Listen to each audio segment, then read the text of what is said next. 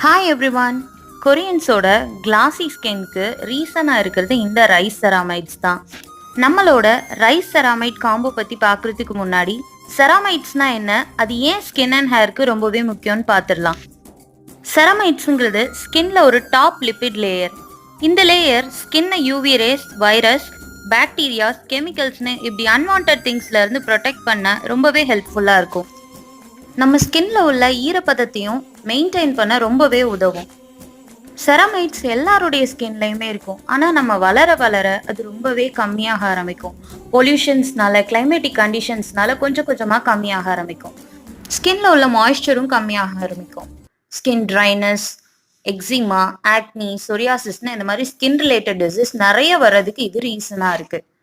So இந்த செராமைட்ஸை நேச்சுரலாகவே extract பண்ணி அது மூலியமா பியூட்டி காஸ்மெட்டிக்ஸ்ல நிறையவே கொண்டு வர ஆரம்பிச்சாச்சு.